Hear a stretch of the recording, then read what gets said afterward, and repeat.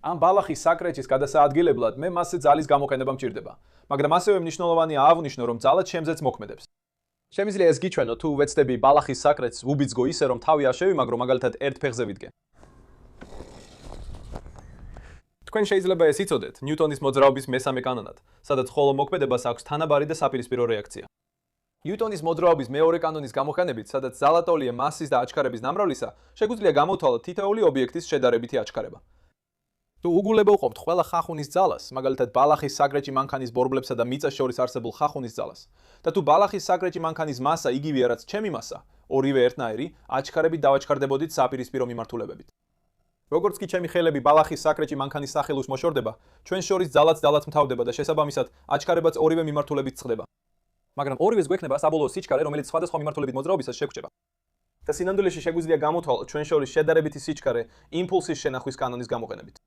იმპულს ვთვლით ობიექტის მასის მისი სიჩქარის გამრავლებით.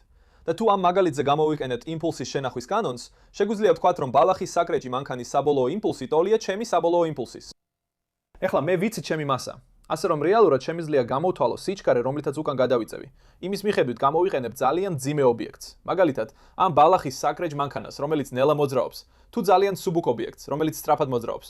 მაგალითად, იარავიდან გასროლილ ტყვიას. იმპულსის შენახვის ეს კანონი შეიძლება ასევე იქნას გამოყენებული მბრუნავ ობიექტებზე, მაგალითად, ამ ბორბალზე. ეხლა ამ ბორბალს ძალიან მცირე მასა აქვს ჩემს თავთან შედარებით. ამიტომ მე მომიწევს მისი ძალიან დიდი სიჩქარით დატრიალება, რომ მივცე მას საკმარისი იმპულსი. ამ შემთხვევაში კუთხური იმპულსი, რადგან ის ტრიალებს, რათა საკუთარ თავს მივცე საკმარისი იმპულსი საპირისპირო მიმართულებით დასატრიალებლად. თუმცა ეს მაინც საკმარისი უნდა იყოს იმისთვის, რომ მაინც დავკარგო წონასწორობა. კარგი, ეს მაგალითი საკმაოდ ცუდი იყო, ასე რომ მგონია უნდა წავიდე და ავაწყო სატესტო მოწყობილობა, რომ ეს ცოტა უკეთ ახსნა.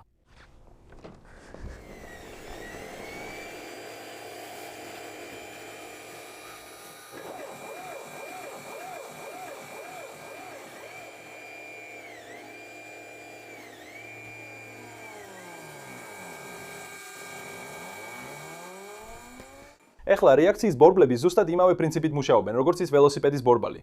თუმცა, როგორც აღვნიშნე, რადგან ველოსიპედის ბორბლის მასა ძალიან მცირე იყო და ჩემი სხეულის მასა ბევრად უფრო მაღალია, ბორბალი ძალიან სწრაფად უნდა დამეჩქარებინა, რომ ჩემი სხეულის მასა საპირისპირო მიმართულებით გადამეწია. ამიტომ აქ პატარა სატესტო მოწყობილობა გავაკეთე, რომ უკეთესი მაგალითი გაჩვენო, თუ როგორ მუშაობს რეაქციის ბორბლები. აქ ხედავთ მძიმე ალუმინის დისკს, რომელიც დამაგრებულია ელექტროძრავის ღერძზე, ხოლო ძრავი ამ ლურჯი ფირფიტის უკანა მხარესაა მიმაგრებული. ეხლა ეს ლურჯი ფირფიტა და მთელი კონსტრუქცია დამაგრებულია ბრუნვად ღერძზე, რომელიც დაბალანსებულია, რათა სიმულაცია გაუკეთოს კოსმოსში მყოფ თანამგზავრს ან ჰაერში მყოფ დრონს. ამჟამინდელ მდგომარეობაში მას არ უნდა უკან დაბრუნება და თავისით გასწორება. ეხლა თუ ამ ელექტროძრავას ძაბვას მივაცვლი, ეს გამოიწვევს ამ ბორბლის დატრიალებას იმ მიმართულებით, როგორც ძრავა იყო შეერთებული. და ეს გაზრდის ამ ბორბლის კუთხურ იმპულსს. და რადგან კუთხური იმპულსი უნდა შენარჩუნდეს, ის ასევე გადასცემს კუთხურ იმპულსს ამ ლურჯ ფირფიტასაც. მაგალითად, თუ დისკი საათის ისრის მიმართულებით დატრიალდება, ლურჯი დისკი საპირისპირო მიმართულებით საათის ისრის საწინააღმდეგოდ დატრიალდება. ეხლა მე ეს უბრალოდ არ დამიერთებია ბატარეაზე ჩამთვლით. ამის ნაცვლად ამ ფირფიტის უკანა მხარეს გიროსკოპები და აქსელერომეტრები დავამაგრე, რაც უნდა გამოიწვიოს ის, რომ ფირფიტა თავისით ცდადოს გასწორება, ისე რომ ეს თეთრი ბალიში ფირფიტის ზედა მხარე იყოს. ასე რომ თუ მე მას ესეთ კუთხეში დავაყენებ, ის უნდა ეცადოს და დაატრიალოს ბორბალი გარკვეულ მიმართულებით, რათა ეს ქაფის ბალიში ისევ ზემოთ აღმოჩნდეს. მოდით შევაერთოთ და ვნახოთ, მუშაობს თუ არა ეს სატესტო მოწყობილობა. კარგი, შევაერთე და გარკვეულ კუთხეში დავაყენე, ასე რომ უნდა შეძლოს თავის სწორად დაყენება. და აი ესე. თეთრი ბალიში სწორ დონეზე აიტანა. ეხლა ბორბალი გაჩევდა, რადგან აღარ სჭირდება დამატებითი ება, დამატებითი კუთხური იმპულსის გადაცემა ამ ლურჯ ბალიშზე, რადგან ის უკვე იმ პოზიციაშია, სადაც უნდა იყოს.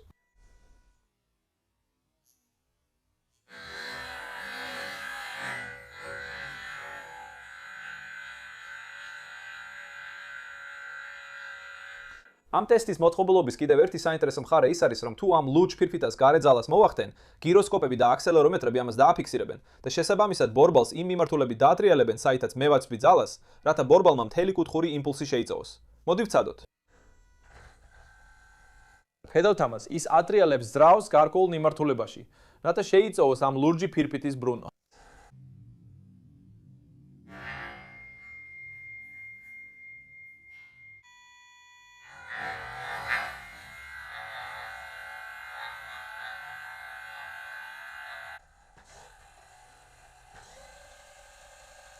ეხლა რაც მნიშვნელოვანია ვიცოდეთ რეაქციის ბორბლებზე, არის ის, რომ ისინი შეიძლება გახდნენ ეგრეთ წოდებული გაჯერებული, რაც ნიშნავს, რომ ძრავი ვეღარ დაატრიალებს ბორბალს უფრო სწრაფად და შესაბამისად ვეღარ დააჩქარებს მას მის ამჟამიდელ ბრუნვაზე მეტად. და ეს დიდი პრობლემაა თანამგზავრებისთვის და ვფიქრობ, შეიძლება ამ დრონთანაც იყოს პრობლემა. თუ მას ისევ ჰორიზონტალურ მდგომარეობაში დავაბრუნებ, ძრავი უნდა გაჩერდეს.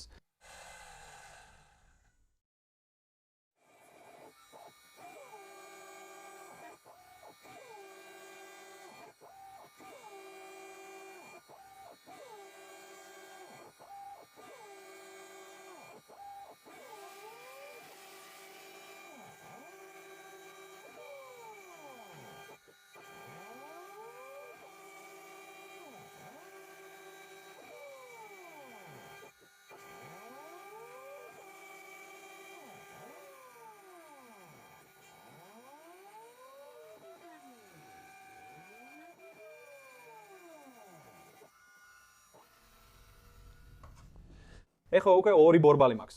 ეს არის რეაქციის ბორბალი, რომელიც დამონტაჟებული იყო ექსპერიმენტულ ტესტურ მოწყობილობაზე, ხოლო ეს ბორბალი დამონტაჟდება დრონზე. ეხლა ეს პირველი ბორბალი იწონის 194 გრამს, ხოლო ეს 85 გრამს. ასე რომ ის ამ პირველი ბორბლის ტონის ნახევარზე ნაკლებს იწონის. ეხლა თუ დაუბრუნდებით წრფივი იმპულსის განტოლებას, რომელიც ვიდეოს დასაწყისში ვახსენე, სადაც მასის და სიჩქარის ნამროლი უდრის იმპულსს, ეს მიგვანიშნებს, რომ ეს ბორბალი ბევრად უფრო დიდ იმპულსს ექნება, ვიდრე ამ ბორბალს, თუ ორივე ერთსა და იმავე სიჩქარით ბრუნავს. მაგრამ ვფიქრობ, ამის ნაცვლად უნდა გადავხედოთ კუთხური იმპულსის განტოლებას. ეს არის კუთხური იმპულსის განტოლება. მასის და სიჩქარის ნამრავლის ნაცვლად, აქ გვაქვს ინერციის მომენტი გამრავლებული კუთხურ სიჩქარეზე, რაც ნიშნავს ბრუნვის სიჩქარეს. მაგრამ მთავარი ნაწილი არის ინერციის მომენტი. თუ ამაზე იმპულსის შენახვის კანონს გამოვიყენებთ, შეგვიძლია ვთქვათ, რომ დრონის ინერციის მომენტი, გამრავლებული დრონის ბრუნვის სიჩქარეზე ტოლია, ბორბლის ინერციის მომენტის ნამრავლს ბორბლის ბრუნვის სიჩქარეზე. ეხლა ძირითადად რაც მინდა გავაკეთოთ არის ის, რომ მაქსიმალურად გავზადოთ დრონის ბრუნვის სიჩქარე, რათა სრულად ვაკონტროლოთ დრონის ორიენტაცია. და ამის გაკეთება შეგვიძლია ან დრონის ინერციის შემცირებით, ან ბორბლის კუთხური იმპულსის გაზრდით, რაც შეიძლება მოხდეს ბორბლის ინერციის ან კუთხური სიჩქარის გაზრდით. ეხლა ჩვენ ვერ გავზდით კუთხურ სიჩქარეს იმაზე მეტად, ვიდრე ელექტროძრავის შესაძლებლობა, რადგან ის მხოლოდ მაქსიმალურ ბრუნვამდე ატრიალებს. ასე რომ ძირითადად ჩვენ მუშაობთ ბორბლისა და დრონის ინერციით. ამიტომ რომ ეს რაც შეიძლება მაღალი იყოს, საჭიროა გქონდეს ძალიან მაღალი ინერციის ბორბალი და ძალიან დაბალი ინერციის დრონი. მოდით ახლა ბორბლის ინერციაზე ვისაუბროთ. დისკოს ან რგოლის ინერციის მომენტის გამოსათვლოდ გამოიყენება შემდეგი ფორმულები. როგორც ხედავთ, მყარ დისკოსთვის, როგორიცაა ეს პირველი რეაქციის ბორბალი, ფორმულა ნახევარი მორდერ კვადრატში, ანუ ნახევარი გამრავლებული მასაზე და რადიუსის კვადრატზე. ხოლო რგოლისთვის, რომელიც მსგავსია ამ ბორბლისა, უბრალოდ შუაში სპიცები არ აქვს, ინერციის მომენტი გამოითვლება როგორც მასა გამრავლებული რადიუსის კვადრატზე. ამ ორი ობიექტისთვის, თუ მათ ექნებოდათ ერთი და იგივე მასა და ერთი და იგივე რადიუსი, მაშინ რგოლს ექნებოდა ორჯერ მეტი ინერციის მომენტი, ვიდრე დისკოს. ეს ძირითადად ნიშნავს იმას, რომ რადიუსს ინერციის მომენტზე უფრო დიდი გავლენა აქვს, ვიდრე მასას, რადგან ის კვადრატშია აყვანილი. ასე რომ თუ რადიუსს გააორმაგებთ, ეს იგივე რაც 4-ჯერ გაზრდა. მაშინ როცა თუ მასას გააორმაგებთ, ეს უბრალოდ 2-ჯერ გაზრდას ნიშნავს. ასე რომ ეს მყარი დისკი, მიუხედავად იმისა, რომ თითქმის 2-ჯერ მეტს იწონის, ვიდრე ეს დისკი, სინამდვილეში ინერციის რაოდენობა ორივეს თანაბარი აქვს. ეხლა, რადგან ეს ოდნავ უფრო რთული ფორმაა, ვიდრე უბრალოდ მარტივი რგოლი, მე გავაკეთე ის, რომ ეს ორი დისკი დავაპროექტე ჩემს CAD პროგრამაში და თუ CAD პროგრამაში გამოთვლებს შევხედავ, შემიძლია დავამტკიცო, რომ ორივეს ერთნაირი ინერცია აქვს. რას ნიშნავს ეს ამ პროექტის თვალსაზრისით?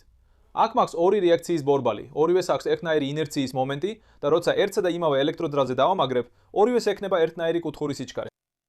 ეს ნიშნავს, რომ ორივეს შეიძლება დრონზე ერთნაირი კუთხური იმპულსის გადაცემა. მაგრამ ეს ბორბალი ორჯერ ნაკლებს იწონის, ვიდრე ეს ბორბალი.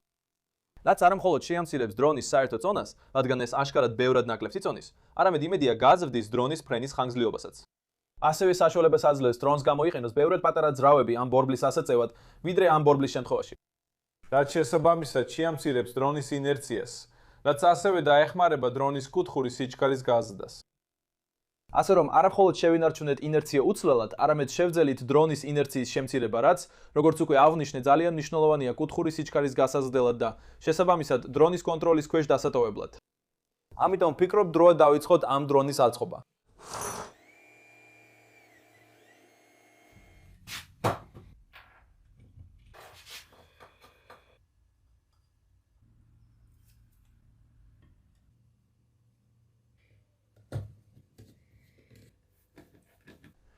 სანამ ამ რეაქციის ბორბლიანი დრონის აწყობას დავასრულებ, მინდა განვიხილო რამდენიმე კომპონენტი, რომელიც ავარჩიე რეაქციის ბორბლების სამართავად. აქ შეგიძლიათ ნახოთ ორი ჯაგრისიანი ძრავა, რომლებიც ერთმანეთის მიმართ 90 გრადუსითაა დამაგრებული. და ამ ძრავების გამომავალ ლილვებზე დამაგრდება რეაქციის ბორბლები. ეხლა ეს ბორბლები შეძლებენ როლისა და პიჩის ღერძების კონტროლს, ხოლო იავის ღერძისთვის ბორბალს არ გამოვიყენებ, რადგან ამას პროპელერების აეროდინამიკური კონტროლით გავაკეთებ. მე ავირჩიე ჯაგრისიანი ძრავები უფრო თანამედროვე უჯაგრისო ძრავების ნაცვლად, რადგან ძალიან რთულია ბრაშლეს ძრავის კონტროლი ძალიან დაბალ ბრუნვებზე წუთში. მათ სჭირდებათ ან ენკოდერი, ან ჰოლის ეფექტის სენსორი, რომ იცოდნენ როტორის ზუსტი მდებარეობა. ასევე ძალიან რთულია უჯაგრისო ძრავის მიმართულების გლუვად შეცვლა.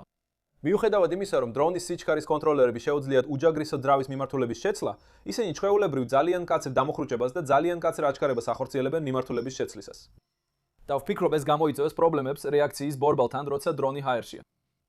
ჯაგრისიანი ძრავის შემთხვევაში შეგიძლიათ უბრალოდ შეცვალოთ ძაბვისა და დენის მიმართულება და ის უბრალოდ შეანელებს ძრავს და შეუფერხებლად დააჩქარებს მას მეორე მიმართულებით. სხვა მიზეზი ისაა, რომ ამ ძრავებს აქვთ გადაცემათა კოლოფი, რაც ნიშნავს, რომ რეაქციის ბორბალი იღებს ძრავისგან დიდ ბრუნვის მომენტს ისე, რომ არ ტრიალებს ძალიან სწრაფად და არ იწვევს გიროსკოპულ პრობლემებს. ამ ჯაგრისიანი ძრავების სამართავად აქ ქვედადა ნაწილში მაქვს ძრავის დრაივერი. ძრავის დრაივერს შეუძლია ორივე ძრავის მართვა, რაც საკმაოდ მოსახერხებელია. და ის იმართება ამ Arduino Nano-ს საშუალებით. ეხლა, იმისთვის, რომ ამ Arduino Nano-მ იცოდეს, რომ მხარეს დაატრიალოს ძრავები დრონის სამართავად, მაქვს ფრენის კონტროლერი ჩვეულებრივი დრონიდან, რომელიც დავაპროგრამე ისე, რომ სერვოს მართვის სიგნალები გამოხოს, რაც Arduino Nano-ს შეუძლია წაიკითხოს. ამ ფრენის კონტროლერს აქვს გიროსკოპები და აქსელერომეტრები, რათა შეძლოს დრონის ნებისმიერი მოძრაობის დაფიქსირება. და ასევე შემიძლია დრონის მოძრაობის მართვა მიმღებისა და რადიო მართვის პულტის გამოყენებით. ასე რომ თუ ბატარეა შევაერთებ, ყველაფერი უნდა აინთრი უნდა აინთოს. და ის ერთ წამში უნდა გააქტიურდეს. აი ესე. ეს ნიშნავს, რომ ძრავები მზად არიან დატრიალებისთვის. და თუ დრონს გადავხრი, ერთ-ერთი ძრავა უნდა ამუშავდეს. თუ ამ მიმართულებით გადავხრი, ეს ძრავა უნდა ამუშავდეს. ასე რომ ეს ძრავა ტრიალებს და თუ ამ მიმართულებით გადავხრი, მეორე ძრავა ტრიალებს. ეხლა ასევე შემიძლია ჩემი რადიო პულტი აქ მოვათავსო. და ვაკონტროლო მიმართულება. ჩემი ჯოისტიკების გამოყენებით, რაც ნიშნავს, რომ დრონს ჰაერში ვაკონტროლებ. ეხლა ვიცი, რომ გიროსკოპები და აქსელერომეტრები Arduino-სთან ერთად მუშაობენ რეაქციის ბორბლის ძრავების სამართავად. მგონია დროა ძრავები დავაპაიკო, რომ ეს მოწყობილობა ჰაერში ავწიო.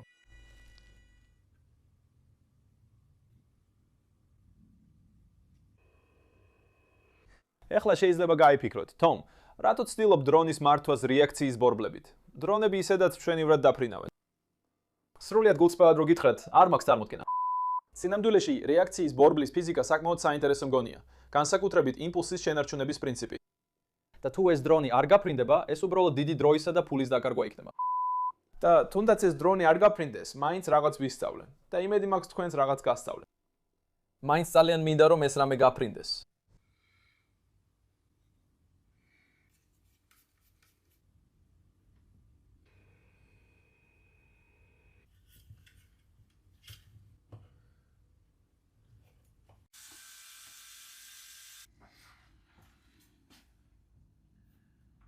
კარგი, ვიცი რომ ეს ჯერ კიდევ უფრო საშობაო დეკორაციას გავს ვიდრე დრონს, ამიტომ ჭერიდან ჩამოვკიდე რომ ფრენის კონტროლერის პარამეტრები დავარეგულირო. ჭერიდან ჩამოკიდებით ფაქტობრივად ერთ ღერძს ვათავისუფლებ. ამ შემთხვევაში ეს არის როლის ღერძის რეაქციის ბორბალი. და რეალურად შემიძლია გავიმეორო, რა მოხდება თუ მასზე გარე ძალას მოვახდენ და ვნახო რეაქციის ბორბალი რეაგირებს თუ არა. მხოლოდ ეს კი არა, არამედ შემიძლია ჩემი რადიო მართვა წავიღო ხელში და დავატრიალო ის. ხედავ საკმაოდ ზუსტ 60 გრადუსიან ტრიალებსაც ვაკეთებ. 90 გრადუსიანი ნაბიჯებით. ამ ღერძზე საკმაოდ კარგი კონტროლი მაქვს.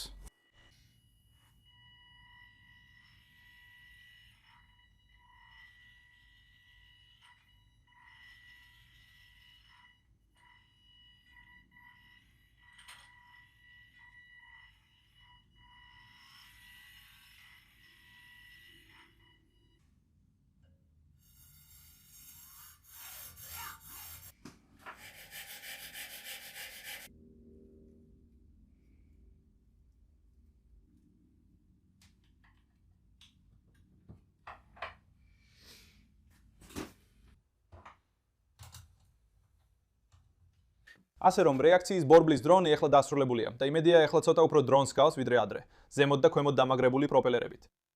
ამ დრონის მართვის თვალსაზრისით რეაქციის ბორბლები დააკონტროლებენ ფიჩის და როლის ღერძებს. იავის ღერძის სამართავად ამ პროპელერების დიფერენციალურ ბიზგს გამოვიდენებ. პროპელერები ერთმანეთის საპირისპიროდ ბრუნავენ, რათა ადგილზე გაჩერებული ფრენისას ტორკით დამოწეული შემოbrunება აიცილონ. და შემდეგ იავის ღერძის სამართავად ერთი დააჩქარებს, მეორე კი შეანელებს. შემდეგ კი ტორკის სხვაობა იმედია დრონს ჰაერში დაატრიალებს. ასე რომ ძირითადად ეს ყველაფერი იმით იმართება, რომ იცვლება ობიექტის, მაგალითად პროპელერის ან რეაქციის ბორბლის ტორკი. ეხლა დავტენებ ბატარეას და მგონი მზად ვართ სატესტო ფრენისთვის. დრონი დავდგი ბეტონის ფილაზე, რომ პროპელერი ბალახს არ მოხვედროდა და ასევე იმისთვის, რომ დარწმუნებული უყოფილიყავი, ყველაფერი იდეალურად ჰორიზონტალურად იყო. თუ ის სრულად ჰორიზონტალურად არ იდგა, რეაქციის ბორბლები ეცდებოდნენ დაესწორებინათ და შეიძლება აფრენამდეც კი თავიანთ ზღვარს მიაღწიო.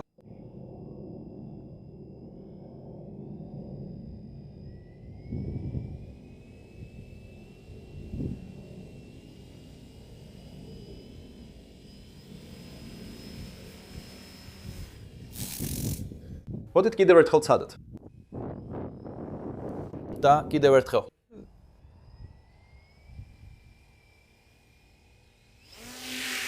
აუჩი.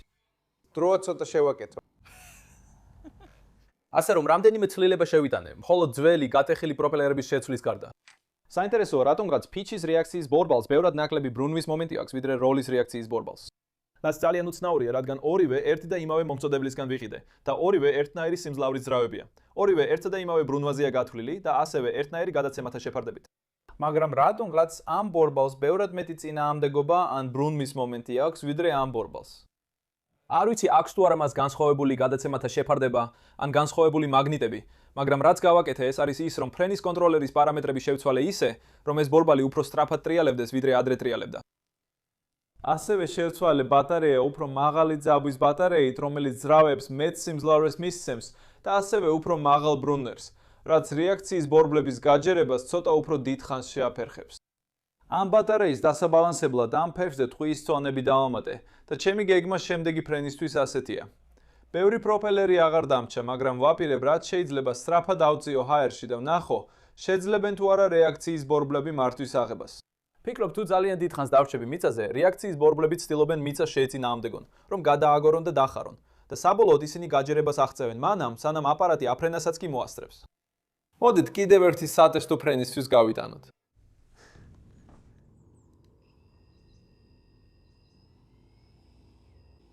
შემდეგი რამდენიმე მცდელობა ბევრად უკეთესი არჩენდა.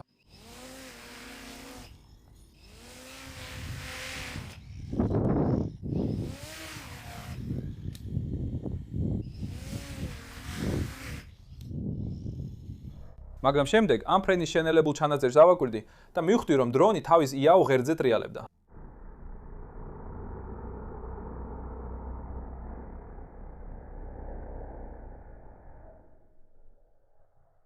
ამიტომ იაო PID მნიშვნელობები გავზარდე და ისევ ვცადე.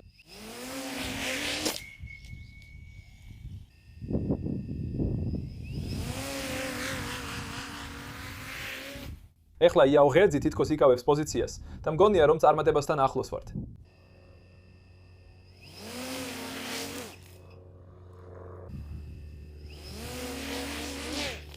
ან იქნება.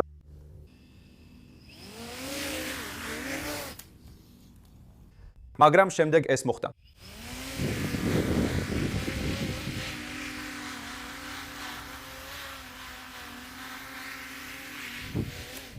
შენელებული კადრი აშკარად აჩვენებს, რომ რეაქციის ბორბლები ცდილობენ დრონის ორიენტაციის შენარჩუნებას და ისინი საერთოდ არ ტრიალებენ იმდენად სწრაფად, რომ მაქსიმალური ბრუნვის სიჩქარის გაჯერება პრობლემა იყოს.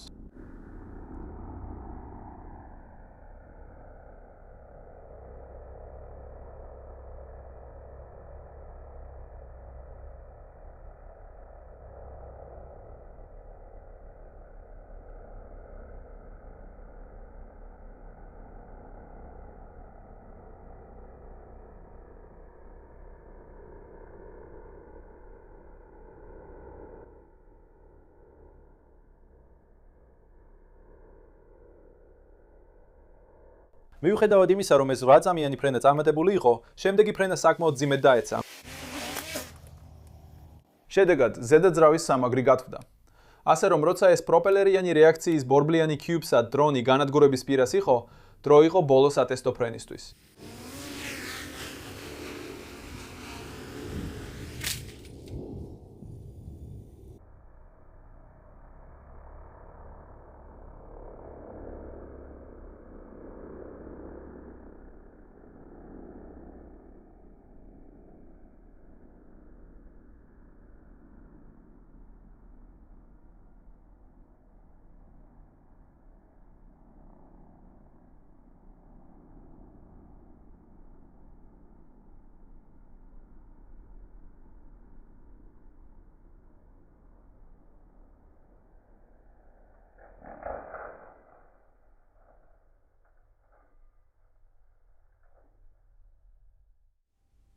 ასე რომ დროა ეს პროექტი დავასრულო.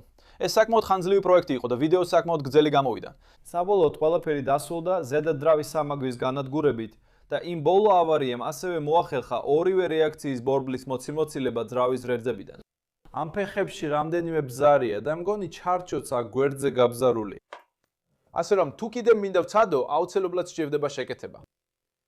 როგორც ვიდეოს დასაწყისში ვახსენე, რეაქციის ბორბლების სამართავად ჯაგრიანი ძრავები მაქვს გამოყენებული და ბორბლებზე მომენტის კონტროლს ვახდენ ძრავზე მიწოდებული დენის ცვლილებით. პრობლემა ისაა, რომ მომენტის გამომუშავება ყოველთვის არ არის პროპორციული დენის მიწოდებასთან. სინამდვილეში, როცა რეაქციის ბორბლები ნელად რეალებენ, ძრავებიდან ძალიან დიდი მომენტის მიღება შეიძლება. მაგრამ როცა ძრავები სწრაფად რეალებენ, მაგალითად თუ უკვე გარკვეულ კუთხეზეა და უნდა აღდგეს, ბორბალი მაღალი ბრუნვისას მომენტი მნიშვნელოვნად ცირდება. ამიტომ რეალური მომენტის გამომუშავება ხაზოვანი არ არის და ეს ძალიან რთულია, როცა ფრენის კონტროლერში პარამეტრების დაყენებას ვცდილობ. რადგან ფრენის კონტროლერი უბრალოდ ფიქრობს, რომ ამ მიმართულებით ძალა და წინასწარ უნდა დააყენო, რამდენი ძალა უნდა გამოიყენოს. მაგრამ როცა გამომავალი ძალა მუდმივი არ არის, ამის კომპენსირება ძალიან რთულია. ძირითადად ამისთვის არსებობს გამოსავალი. ზოგიერთი ჯაგრისიანი ძრავა ენკოდერებითაა აღჭურვილი და ვფიქრობ, ეს ერთადერთი გზაა ამ შემთხვევაში. ასე რომ ძირითადად Arduino-ს დავაპროგრამებ ისე, რომ ძრავის ბრუნვების რაოდენობა წუთში გაზომოს. და შემდეგ უბრალოდ ძრავის ბრუნვის მომენტის დარეგულირების ნაცვლად, დენის გაზრდით მე ფაქტობრივად შევძლებ გამოვთვალო ძრავის აჩქარება და შემდეგ მივაწოდო საჭირო დენი, რომ ვცადო ამ აჩქარებას შეუსაბამო. ასე რომ ბორბლის აჩქარება მხოლოდ დენით კი არ იმართება, არამედ რეალურად იზომება და შემდეგ დახურული უკავშირის მეშვეობით იმართება. და ვფიქრობ, ეს ერთადერთი გზაა ბორბლების იმპულსის მუდმივი ცვლილების მისაღებად. კარგი, შემეძლო კიდევ ბევრი მესაუბრა შესაძლო გადაწყვეტილებებსა და გაუმჯობესებებზე, რაც ამ პროექტზე უნდა გამეკეთებინა. მაგრამ ვიდეოს აქ დავასრულებ, ძალიან დიდი მადლობა ყურებისთვის. მინდა მადლობა გადაუხადო 3D Prints Filaments ამ ეპიზოდის სპონსორობისთვის. და უზარმაზარი მადლობა ჩემს ყველა Patreon-ის მხარდამჭერს. თქვენ ხართ ის ადამიანები, ვინც ამ ვიდეოების შექმნას შესაძლებელს ხდის. ერთი სწრაფი შენიშვნა. უახლოესი 1-2 თვის განმავლობაში ყოველკვირეულ ვიდეოებს ვერ გავაკეთებ. ისევ აქტიურად მუშაობ პროექტებზე, მაგრამ ახლა ცოტა უფრო მასშტაბურ პროექტებზე ვარ გადართული. ასევე ვცდილობ კიდევ რამდენიმე ველოსიპედის პროექტი დავასრულო. ამიტომ ცოტა მე დროს დავუთმობ გრძელ ვიდეო პროექტებზე მუშაობას და მათ მაშინ ავტვირთავ, როცა მზად იქნებიან. ვიდრე ვიჩქარო და ნაწილი პირველი, ნაწილი მეორე ვიდეოები გამოუშვა. ასე რომ თუ ყოველკვირეულ ვიდეოებს ელოდებით, ცოტა მოთმინება გთხოვთ. ბოდიში ხდით უბრალოდ ამას 1-2 თვე შევაჩერებ ალბათ. მაგრამ კი, თუ ეს ვიდეო მოგეწონათ, მადლობელი ვიქნები თუ მოწონებას დატოვებთ. თუ ჩემს არსი ახალი ხარ, გთხოვთ ქვემოთ გამოწერის ღილაკს დააწვეთ. და თუ ეს ვიდეო მოგეწონათ, კარგი იქნებოდა თუ თქვენს მეგობრებსაც გაუზიარებთ. თუ ისინი დაინტერესებულნი არიან რეაქციის ბორბლებით, თანამგზავრებით, ან თუ Kerbal Space Programs თამაშობენ. სწორედ აქედან მომივიდა თავდაპირველად ეს იდეა. ასე რომ შემეძლო უსასრულოდ მელაპარაკა. კიდევ ერთხელ მადლობა ყურებისთვის და შემდეგ ვიდეოში გნახავთ. ნახვამდის.